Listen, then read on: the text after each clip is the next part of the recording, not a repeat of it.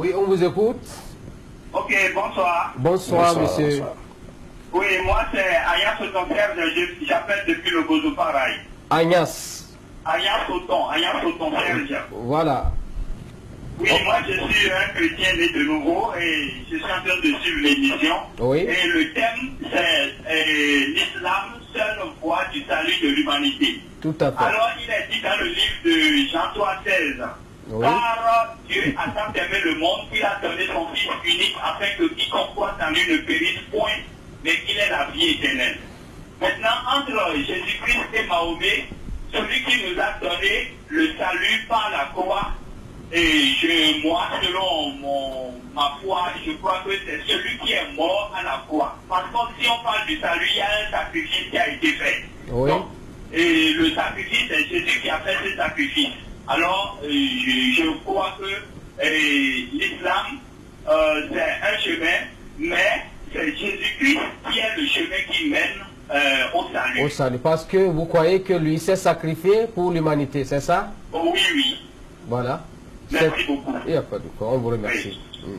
J'ai cité un verset dans Jean chapitre 3, verset 16. Dieu a tant aimé le monde, il a envoyé son Fils unique afin que quiconque croit à lui ne périsse point, mais qu'il ait la vie éternelle. Mais d'abord, il y a deux choses qui lui échappent. La première chose, c'est qu'il doit savoir que ce n'est pas Jésus qui a aimé le monde, mais c'est Dieu qui a aimé le monde, il a envoyé Jésus. N'est-ce pas? Contrairement à ce que les chrétiens disent. Deux, le monde dont il est question ici, ce n'est pas toute l'humanité.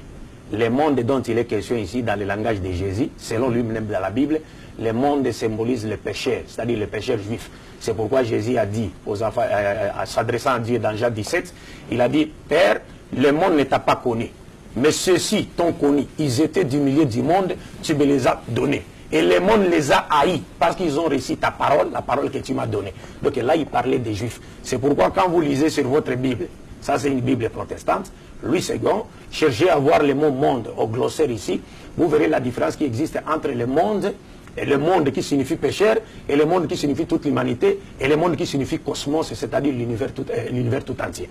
Quant à Jésus-Christ, lui, il n'a été envoyé qu'aux brebis perdues de la maison d'Israël, comme il est dit dans Matthieu 15, 24, je n'ai été envoyé qu'aux brebis perdues de la maison d'Israël. Donc nous le saurons le vendredi prochain, Inch'Allah. Et enfin, le dernier point, vous devez savoir que Jésus-Christ n'a jamais été envoyé pour se faire tuer. Cela vous étonnera peut-être à entendre cela de la bouche d'un musulman. Mais si vous venez le vendredi, Inch'Allah, au palais des sports, vous entendrez cette parole de la bouche de Jésus-Christ lui-même. Et que Jésus n'a jamais basé le salut des gens sur la mort de quiconque. Parce que Dieu n'envoie jamais ses prophètes pour se faire tuer. Mais la mort leur a été réservée par certains mécréants qui ne voulaient pas accepter la lumière dont ils étaient dépositaires et transmetteurs de la part de Dieu.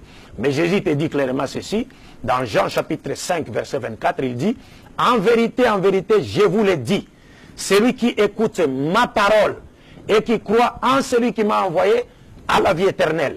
Il ne vient point au jugement, mais il est passé de la mort à la vie. Donc il dit, en vérité, je vous l'ai dit, celui qui écoute ma parole, c'est-à-dire qui m'obéit simultanément dans tout ce que j'ordonne et interdit de la part de Dieu, et qui croit en Dieu qui m'a envoyé à la vie éternelle. Jésus n'a pas dit, celui qui croira à ma mort sur la croix. Ça n'existe nulle part dans la Bible jusqu'à la fin du monde. Vous pouvez encore lire dans Luc chapitre 16, où quand Jésus était en train de prêcher, une femme, voyant Jésus prêcher la parole, s'adressant à lui, lui a dit, heureux les seins qui t'a porté, heureuses les mamelles qui t'ont allaité. Jésus se retourna vers la femme et a dit, heureux plutôt ceux qui écoutent la parole de Dieu et qui la mettent en pratique. Jésus n'a pas dit, heureux plutôt ceux qui croiront à ma mort sur la croix pour avoir la vie éternelle. D'ailleurs, c'est ce que les gens doivent savoir. Je termine en vous disant, en vous donnant Jean chapitre 8, verset 40 à 44. Jésus dit aux Juifs, pourquoi cherchez-vous à me faire mourir? Moi, un homme, ça c'est dans la version Louis II, version révisée. Parce que le mot moi, un homme, vous ne la verrez pas, cette phrase dans d'autres Bibles. Mais ici, vous la verrez. Moi, un homme qui vous ai dit la vérité que j'ai entendue de Dieu. Cela, Abraham ne l'a pas fait. Il disait aux Juifs. C'est-à-dire, Abraham n'a jamais cherché à tuer quelqu'un qui lui apportait, qui lui disait une vérité qu'il a entendue de Dieu. Si vraiment vous êtes enfant d'Abraham, pourquoi chercher à me tuer? Parce que je vous dis une vérité que j'ai entendue de Dieu. Ce n'est pas Dieu qui cherche à tuer Jésus. Ce sont les Juifs qui cherchent à tuer Jésus. Alors Jésus dit, leur acquise de faire quoi? Il dit, vous ne voulez qu'accomplir l'œuvre de votre père, le diable. qui était meurtrier dès le commencement. Chercher à tuer Jésus, ce n'est pas accomplir la volonté de Dieu, mais plutôt accomplir les désirs du diable. C'est pourquoi, dans Luc chapitre 22, versets 1 à 6, vous verrez la Bible nous dit, les scribes et les pharisiens, les sacrificateurs, cherchaient un moyen de faire mourir Jésus à l'insu de la foule. Qui cherchait à faire mourir Jésus? C'est Dieu ou les scribes et les pharisiens? C'est les scribes et les pharisiens. Le verset continue en disant, Satan entra dans Judas. Et Judas alla s'entendre avec les principaux sacrificateurs de la manière dont il va leur livrer Jésus pour qu'il soit tué à l'insu de la foule. Qui est rentré dans Judas pour lui donner la mauvaise idée de livrer son maître Jésus afin qu'il soit mis à mort? C'est Satan. Ce n'est pas Dieu, c'est Satan. Ni le Saint-Esprit. Ni le Saint-Esprit, c'est Satan. Et qui est parti voir les sacrificateurs pour qu'il leur livre Jésus moyennant une somme d'argent? C'est Judas. Maintenant, les scribes et les pharisiens cherchent la mort de Jésus. Satan rentre dans Judas. Judas accepte pour aller vendre son maître. L'acte des scribes et des pharisiens est un péché ou un acte que Dieu aime? C'est un péché. L'acte de Satan qui est rentré dans Judas, c'est un péché ou un acte que Dieu aime? C'est un péché.